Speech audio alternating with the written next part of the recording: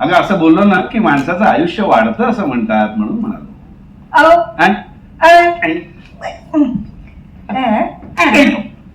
हे काय तिने केलेला चहा आवडला नाही म्हणून मला मारतेस तू? सरळ माझं नाव ढकलून दिलंच ना.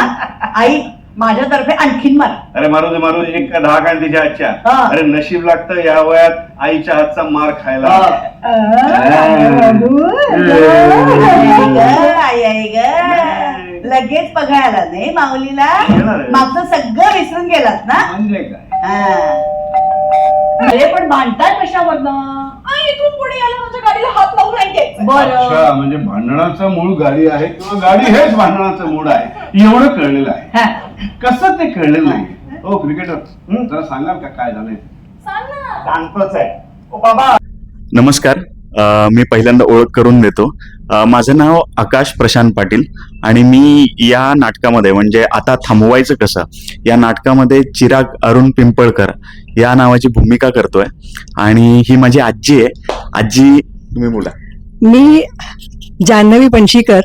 आता थांबवायचं कसं हे नाटक आता नुकतंच रंगमंचावर येणार आहे. त्याचा शुभारंभाचा प्रयोग आता होणार आहे आणि त्यामध्ये हा चिराग आहे ना, या सगळ्यांची मी आजी आहे. आजी पिंपळकर ही भूमिका माझ्याकडे आहे. म्हणजे आत्तापर्यंत माझ्या भूमिका ऐतिहासिक किंवा थोड्याशा रडणाऱ्या किंवा अशा ताई वगैरे अशा भूमिका मी केल्या होत्या. पण ह्या नाटकामधली आजी ना ही फार छान खोडकर पण आहे, सिरियस पण आहे आणि कुटुंबाला आधार देणारी अशी पण आहे आणि वेगळी माझ्या दृष्टीने वेगळी भूमिका आहे. ह्याच्याबरोबर तर हा माझा नातू दाखवलाय. हे पण आमचं फारच म्हणजे जसं म्हणतात ना दुधावरची साय असं हे प्रेमाचं नातं या नाटकामध्ये आमचं आहे. आणि माझा मुलगा अरुण पिंपळकर यांची भूमिका गिरीशोक करतायत. मुलगा आहे, सून आहे, असं आमचं छान कुटुंब या नाटकामध्ये आहे. आणि लोक हळूहळू या नाटकामध्ये भावनिक गुंतवणूक या नाटकामध्ये होणार आहे आणि एकावर एक आश्चर्याचे धक्के बसणार आहेत या नाटकामध्ये. काय म्हणतो आकाश?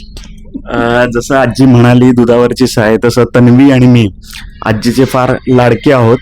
आणि दुसरी गोष्ट म्हणजे या नाटकामध्ये आजीचं कॅरेक्टर असं आहे की जिच्या चेहऱ्याकडे बघून आम्हाला उत्साह मिळतो, एनर्जी मिळते, असं हे आजीचं कॅरेक्टर आहे. वडील आहेत ते प्रोफेसर आहेत, आई आहे ती हाऊसवाईफ आहे आणि माझी बहीण जिच्याशी मी खूप भांडतो आणि आमची सतत भांडणं चालू असतात.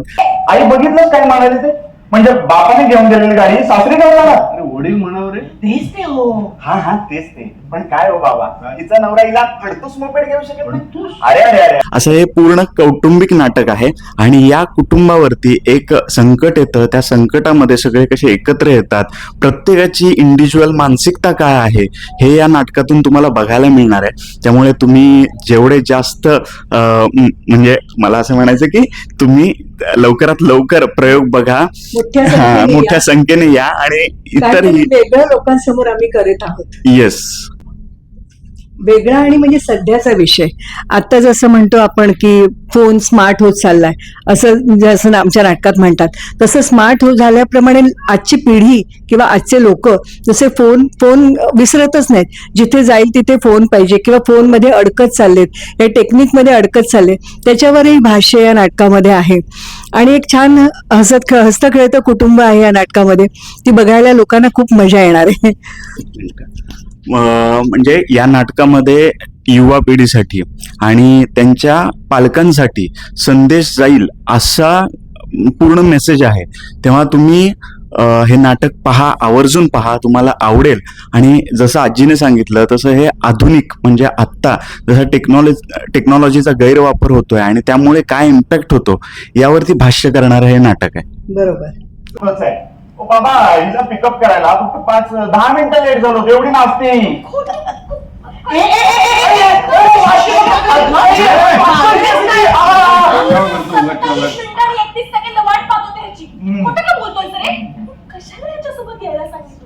अंकुरला सांगितलं असतं ना तर मर्सिडीजला घरापर्यंत सांगायचं बा.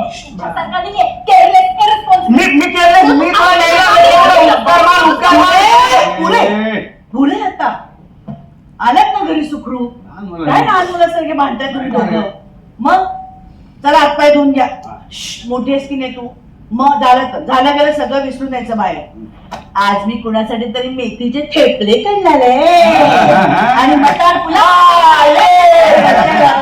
30 वर्षानंतर डॉक्टर गिरीशोक आणि सुकन्या म्हणून पुन्हा एकदा एकत्र येतात. पण काय सांगत त्यांच्याबद्दल आणि कसं वाटतं तुम्हाला त्याच्याबद्दल? केमिस्ट्री तर आहे तशीच आहे, जशी आधी 30 वर्षापूर्वी होती. आणि त्यांच्या सगळ्या प्रसिद्धीचा आणि त्यांच्या लोकांच्या लोकप्रियतेचा या सगळ्याचा फायदा आमच्या या नाटकाला होणार आहे. म्हणजे मुख्य नाटकातली जोडी जी आहे की म्हणजे माझी मुलगा आणि सुनही दोन्ही भूमिका ते साकारतायत. तर त्यामुळे त्यांचं जे काय म्हणतात सफाईदारपणे वावर जो स्टेजवर आहे तो वावर, त्याच्यामध्ये ही दोघंही मुलं ऐश्वर्या आणि आकाश ही दोघं त्याच्यामध्ये आहेत. आणि मी जे आधीपासून वार होतो तर मी काहीतरी ह्या सगळ्यांकडनं शिकत नवीन एक भूमिका करत आहे असं मला वाटतं. त्यामुळे गिरीशोक आणि सुकन्या मुने यांच्याबरोबर काम करताना आम्हाला अतिशय आनंद होतोय. गिरीश सर आणि सुकन्या मॅम यांच्याबद्दल बोलायचं झालं तर ते म्हणजे आमच्यासाठी युनिव्हर्सिटी आहेत. जेवढा त्यांना एक्सपिरियन्स आहे तेवढं आमचं वय पण नाही आहे आत्ता.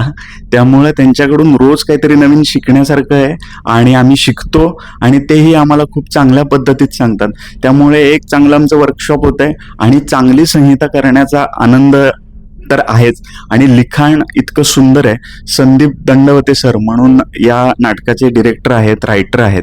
फार सुंदर लिखाण आहे सरांचं. म्हणजे तुम्ही जेव्हा नाटकाला याल तेव्हा तुम्हाला त्याची प्रचिती येईलच.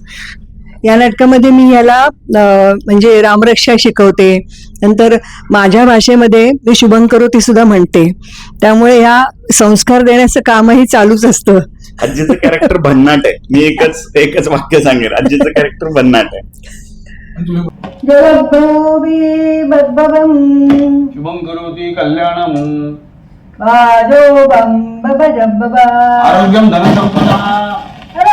अगं असं काय करते तू? नेमकी कोणाची आरती म्हणतेस ते मला कळायला पाहिजे ना. म्हणून ट्रान्सलेट करतोय. म्हण तू म्हण. बुद्धी विनाशाय. अगं म्हण ग, कसंही म्हण. शेवटी श्रद्धा महत्वाची. माणसाची श्रद्धा त्याच्या स्वभावाला अनुरूप असते. तुझ्या बाबतीत तुझ्या भाषेला अनुरूप आहे. म्हण. प्रोफेसर, हो. तुम्ही त्यांच्या श्रद्धेत डोकं घालण्यापेक्षा हा. आपल्या आमंत्रणाच्या यादीत लक्ष घातलं ना तर खूप उपकार होतील बरं का माझ्यावर. करतो उपकार. आजीचं हो असं सासर सुरेखबाई, नंतर अबोल प्रीतीची अजब कहाणी, लग्नानंतरचं होईल प्रेम, त्याच्यामध्ये पण आजीचं भूमिका करत होते. त्यामुळे तिकडून चालत आजी येऊन पुन्हा बसले मी. तर या नाटकामध्ये एक वेगळा प्रयोग केलाय. मराठी रंगभूमीवर सहसा 1 किंवा 2 निर्माते असतात, पण या नाटकासाठी तब्बल 5 दिग्गज निर्माते एकत्र आले. तर हा भव्य प्रयोग जो आता होणार आहे तर काय सांगाल त्याबद्दल? आता अप्रतिम सुंदर, म्हणजे 5 निर्माते एकत्र येऊन करणं हे एक युनिक गोष्ट आहे. आणि सगळेजण त्याच्यामध्ये इतक्या उत्साहाने, आम्ही गेले महिनाभर बघतोय, मुहूर्तापासून बघतोय, सगळे 5 जण उत्साहाने, म्हणजे प्रवीण सर, भरत सर, समृद्धी आणि बाकीचे ते आपापले डिपार्टमेंट सगळी सांभाळतायत आणि इतकं सुंदर रीतीने करतायत. आमच्या तालमी आणि आता हे रंगीत तालमी हे इतकं सुंदर प्रकारे सगळं चालू आहे आमचं व्यवस्थित. खानपान सेवा जोरदार चालू आहे. सगळ्यांची खूप उत्तम काळजी घेतात आणि प्रत्येक गोष्टीमध्ये हे नको, आपल्याला हे हवंय, किती छान दिसेल, प्रोडक्शन किती चांगलं वाटेल, याबद्दल त्यांचे सतत प्रयत्न चालू असतात. आणि सगळेजण इंडिव्हिज्युअल तालमीला पण हजर असतात आणि प्रत्येक गोष्टीवरती त्यांची नजर असते. त्यामुळे ही संहिता करण्यासाठी जेवढा आम्हाला आनंद आहे तेवढा त्यांना झालेला आनंद आम्ही बघतोय. बरोबर. आणि महत्वाची गोष्ट म्हणजे मी 2012-13 सरगम नाटक केलं होतं विक्रम गोखले यांच्या बरोबर. त्याच्यानंतर गेली 12 वर्ष काम केलेलं नव्हतं. म्हणजे मालिका वगैरे करत होते, अभिनयात होते मी, पण रंगभूमीवर आज होते. आता जेव्हा ह्या नाटकामुळे जेव्हा मी रंगभूमीवर येते तेव्हा मला असं पुन्हा वाटते, पुन्हा मी ही थिएटर्स बघतेय, पुन्हा मला सगळा प्रेक्षक दिसणार आहे. आणि माझ्या वडिलांबरोबरची मी अनेक वर्ष कामं केली, त्यामुळे पुन्हा मला माहेरी आल्यासारखं वाटतंय. म्हणजे पुन्हा 30 लोक, पुन्हा 30 डिपार्टमेंट, मेकअप, कपडेपट, हे सगळं प्रयोग करणं, याचा खूप खूप खूप आनंद मला होतोय. आणि ही सगळी इतकी छान सगळी आमची स्टारकास्ट आहे, तंत्रज्ञ आहेत, त्यांच्याबरोबर खूपच छान वाटतंय. सुकन्या मॅम रोज स्वतः सकाळी उठून 4:30 वाजता उठून स्वयंपाक करतात, डबा सगळा सगळा डबा बनवतात त्या घेऊन येतात, आजी घेऊन येते, मी माझा डबा कॅरी करतो, माझ्या घरातून बऱ्याच काही गोष्टी येतात, त्यामुळे ऐश्वर्याच्या घरून येतात, सरांच्या घरून येतात, त्यामुळे सगळे खानपानवाले आहेत. आणि त्यात आम्ही आंबे खातोय. आंबे तर खूपच खाल्लेत आम्ही. आणि प्रोड्युसर सरांनी पण मॅडमनी पण खूप काही म्हणजे हे आणा ते आणा ते आणा, त्याबद्दल आमचं काही म्हणजे कुठे सुट्टी आहे असं नाहीच आहे. नाही. कंटिन्यू आम्ही काम पण करतोय आणि वेगवेगळे पदार्थ खातोय, आनंद घेतोय. आणि या नाटकामध्ये सुकन्या ताईनंतर दुसरी एक गोड अभिनेत्री आहे ती म्हणजे ऐश्वर्या. तिच्याबद्दल काय सांगशील? ऐश्वर्या ही आता जस्ट तिची सिरियल संपली, पिंगा गपोरी पिंगा, आणि आम्ही दोघांनी एकत्र काम केलं होतं अगोदर फुलाला सुगंध मातीचा या सिरियलमध्ये. त्याच्यात ती माझ्या वहिनीचं कॅरेक्टर करत होती आणि मी तिचा दीर होतो. आम्ही तेव्हा खूप खूप मज्जा केली होती, त्यामुळे आमची जुनी मैत्री आहे. छान आमची इथे पण बट्टी जमली, तिथे पण जमलेली होती, त्यामुळे आम्हाला आत्ता काम करायला खूप मजा येते. आणि तिच्यासोबत मी फार मस्ती करतो, ती माझ्यासोबत करते, त्यामुळे आमचं एक बॉन्डिंग चांगलं झालंय. मारामारी चालू असते सारखी सेटवरती, एकमेकांना दबाक बुड्डे देणं चालू असतं. ती सुरुवातीला फुलाला सुगंध मातीचा स्टार प्रवाहावरती सिरियल केली होती, त्यानंतर कन्यादान म्हणून केली सन मराठीवरती. मग माझी माणसं, पिंकीचा विजय असो, आणि आता लास्ट झाली जी झी मराठीवरती लाखातिक आमचा दादा, त्याच्यात प्रसाद सरनोबत हे पात्र मी साकारलं होतं. त्याच्यानंतर आता हे नाटक करतोय. अरे अरे अरे अगं जरा पैसेवाला तरी पाहायचं. काय म्हणालास तू? काय म्हणालास अगं. तुला? परत बोल. काय? अगं.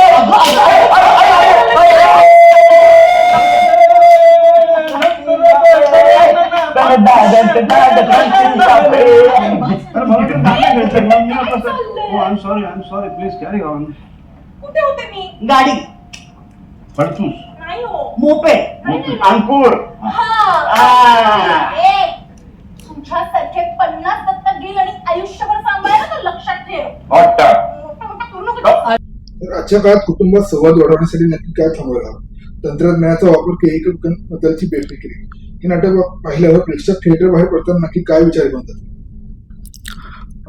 माझ्या माहितीनुसार तरी म्हणजे आता आम्ही करतोय संहिता, एकमेकांचं म्हणणं हा, ऐकून घेणं असं त्यामुळे होतं. आता पर्टिक्युलर वडिलांचं काय मत असेल, आईचं काय मत असेल, बहिणीचं काय मत असेल, आजीचं काय मत असेल, याबद्दल फार जवळून अभ्यास झाला आमचा.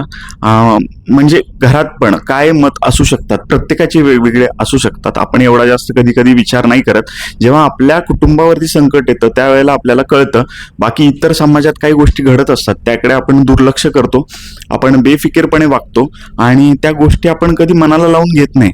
जेव्हा समाजात फार कमी लोक आहेत की ते विचार करतात त्याबद्दल, पण सहसा आता या धावपळीच्या युगात मला नाही वाटत आहे कोणी जास्त विचार करत असेल. पण या नाटकामुळे आम्हाला त्या गोष्टी समजल्या की एकमेकांमध्ये संवाद होणं फार गरजेचं आहे.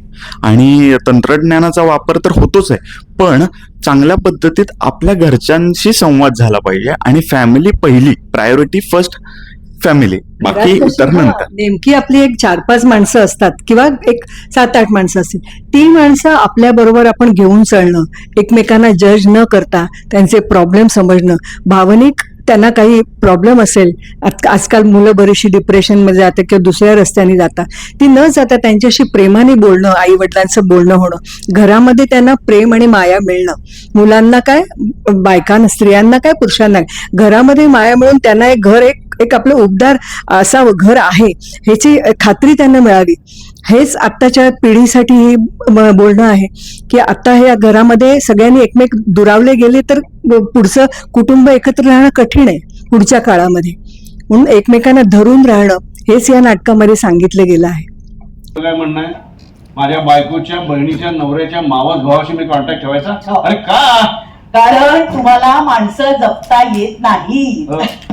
तेव्हा मी सांगते ना तसं काय. आजपर्यंत तेच तर करत आलोय. हा. आधी आईच्या शब्दाबाहेर नव्हतो, आता तुझ्या शब्दाबाहेर नाही. मारे येतो बाबा जिजा.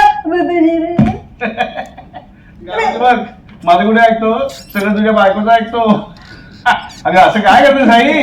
अरे तुझंच तर आज्या मामा, रम्मा मामा ऐकलं नाही, रम्माशी लग्न करून बसलो ना. हो का? आज्जा मी पण सेम सज्जा. घ्या. हे काय होतं? मी पण नाही का सेम अगदीच तुमच्या पालकांसारखं माझ्या पालकांचं ऐकलं आणि ज्ञान बाजूला ठेवून हे ध्यान पदरात पाडून घेतलं. अरे काय कमालीचा योगा योगा विनय. अरे तुला मुश्किल लागली होय. अरे आता तुझं नाव घेतलं मी आणि तू 30 वर्षापूर्वी घेऊन दिलेला लँडलाईन तुझाच फोन आला रे बाबा. काय खरंच खरंच तुला सांगतो विनय, लँडलाईन वर आलेले फोन आहेत ना हेच मला आपलेसे वाटतात बघ. हो रे, या वायरलेसच्या जगामध्ये माणसांना वायरनी घट्ट बांधून ठेवल्यावर फील येतो बघ. अहो माझा नमस्कार सांगा भाऊजींना. तुम्हाला नमस्कार सांगितला रे बाबा. माझ्या बाबा आईने आशीर्वाद दिले, आज्जा मामा मज्जा मामा म्हणजे अभ्यंकर मज्जा कर. काय बॅकस्टेज आर्टिस्ट म्हणजे त्यांचं तर अथक मेहनत आणि प्रयत्न आणि सगळं मेहनतीचं काम असतं. त्यांनी केल्याशिवाय आमचा सेट उभा राहू शकत नाही. आणि इतकी मेहनत, आणि आता हे नेपथ्यकार आमचे जे संदेश बेंद्रे आहेत त्यांचंही अत्यंत सुंदर नेपथ्य आम्ही आता बघतोय. आणि हे सगळं बनण्यासाठी जी इतकी दिवसाची मेहनत आणि सगळं खूप आहे. प्रत्येकजण आपापले जे डिपार्टमेंट्स आहेत त्याच्यावर मन लावून काम करतायत. रंगमंच कलाकारांचं तेवढंच इतकं योगदान असतं, म्हणजे जे आपण म्हणतो जड अवजड सामान इकडून तिकडे नेणं आणि त्यामध्ये त्यांना आम्ही प्रेमाने वागवणं, हे सगळं एकत्र येऊन एक नाटक उभं राहत असतं. रंगमंच कलाकार, नंतर जे प्रॉपर्टी सांभाळतात, कपडे पडसतं, ही सगळी माणसांना धरून चालणं आणि ते सगळे आपापल्या ह्याच्यात अगदी प्रामाणिकपणे कामं करत असतात. मला असं वाटतं की हे बॅकस्टेजचे आर्टिस्ट आहेत किंवा आमचे प्रोड्युसर म्हणा, म्हणजे भोसले सर म्हणा किंवा भरत सर म्हणा किंवा समृद्धी मॅम, बाकी सुनंदा मॅम वगैरे इतर, आणि कॉस्ट्युम टीम म्हणा, इतर सगळे बॅकस्टेजवाले, हे म्हणजे माझ्यासाठी असं वाटतं की मला सुगंध आहेत. दिसायला आम्ही आहे, छान छान दिसतो आम्ही, पण हे लोक सुगंध आहेत. ते फार जीव ओतून काम करतात आणि त्याचा एक सुगंध सगळीकडे पसरतो, तो तुम्हाला बघायला मिळतो. तसा तो म्हणजे सुगंध बघायला नाही मिळत, अनुभवता येतो, पण ते म्हणजे सुगंध आहेत. आम्ही फक्त दिसायला होत, बस एवढंच. कुटुंबासाठी पहिलं हे नाटक तुम्ही पहा. कुटुंबात आता लहान मुलं आहेत, किशोरवयीन मुलं आहेत, मोठी झालेली मुलं आहेत किंवा आई वडील आहेत, टेक्नॉलॉजीचा कसा वापर करतायत किंवा आता काय चाललंय बाहेर, तर यामुळे आपल्या कुटुंबावरती काय परिणाम होतोय, या सगळ्यासाठी हे नाटक आहे. आणि मेन गोष्ट अशी की कुटुंब कसं एकत्र राहिलं पाहिजे, माणसं आपली कशी जगली पाहिजेत, यासाठी हे नाटक आहे. त्यामुळे आवर्जून तुम्ही नक्की हे नाटक पहा. जेव्हा केव्हा तुमच्या जवळच्या नाट्यगृहात लागेल आता थांबवायचं कसं, तेव्हा आवर्जून तुम्ही हे नाटक पहा. आम्ही तुम्हाला भेटूच. हे नाटक आता थांबवायचं कसं हे बघायला सर्वांनी जरूर या. एक फॅमिलीची गोष्ट आहे, म्हणजे ह्या नाटकात आम्ही 3 पिढ्या आहोतच. माझी एक पिढी, मुलगा, सून आणि ही 3 पिढ्यांचे वेगवेगळे प्रॉब्लेम या नाटकामध्ये आहेत. प्रॉब्लेम असं नाही, कसे एकमेकाला ते धरून आहेत ते आहेत. आणि आजच्या पिढीवर जी बाहेरची संकटं येत असतात, म्हणजे आता ही म्हणते ना की अगं असतं ग आमच्यात असं असतं. आता आजकाल मुलांना एकमेकांना म्हणजे चॅलेंजेस असतात किंवा ह्यांना कसं इंस्टाग्रामवर काय येतंय, याच्याबद्दल आपल्याबद्दल काय बोलतात, ह्या गोष्टींचं जास्त महत्व असतं. तर जे जेन्सी, तर त्या गोष्टींनी त्यांचे प्रॉब्लेम आणि ते सॉल्व्ह करण्यासाठी घरातल्यांनी केलेली मदत, हे बघितल्यावर एक छान कुटुंब आणि त्याच्यातनं आपण बाहेर कसं निघायचं हे लोकांना निश्चित कळेल आणि त्याचा आनंद वाटेल की आपण काहीतरी छान बघितलंय. त्यामुळे या नाटकाला अगदी जरूर जरूर जरूर या. आता थांबवायचं कसं हे नाटक, कौटुंबिक नाटक, मे महिन्यात 30 मेला शुभारंभाचा पहिला प्रयोग आहे या नाटकाचा. तर 30 मेला पहिला प्रयोग हा गडकरी रंगायतन ठाणे येथे दुपारी 4 वाजता होणार आहे आणि 31 तारखेचा प्रयोग हा रवींद्र नाट्यगृह दुपारी 4 वाजताच होणार आहे. तर असे बरेच पुढे प्रयोग लागलेत, आता लागणार आहेत. तर त्याचे अपडेट्स तुम्हाला आमच्या आता थांबवायचं कसं या इन्स्टा पेजवरती जाऊन सगळ्या गोष्टी तुम्हाला समजतील आणि बुक माय शो वरती सगळे अपडेट आहेत. तेव्हा तिकीट पण अवेलेबल आहे, लवकर पास येस, तारखा पण दिलेल्या आहेत. त्यामुळे लवकरात लवकर जावा बुक माय शो वरती आणि तिकीट बुक करून टाका आणि लवकरात आम्हाला भेटायला या. अगदी बरोबर, माझंही हेच म्हणणं आहे, सगळ्यांनी अगदी जरूर जरूर या, लवकर या. जशी जशी आपली उपलब्धता असेल तसे नाटकाला या, तिकीट काढा आणि नाटक हाऊसफुल करा. हा विनायक राहिला नाही का? आई आठवतो का विनायक अभ्यंकर, BSNL मधला माझा मित्र? हो की? अरे त्याच्यामुळे नाही का हा लँडलाईन आपल्याला त्यांनी घेऊन दिला तो. मुच्छड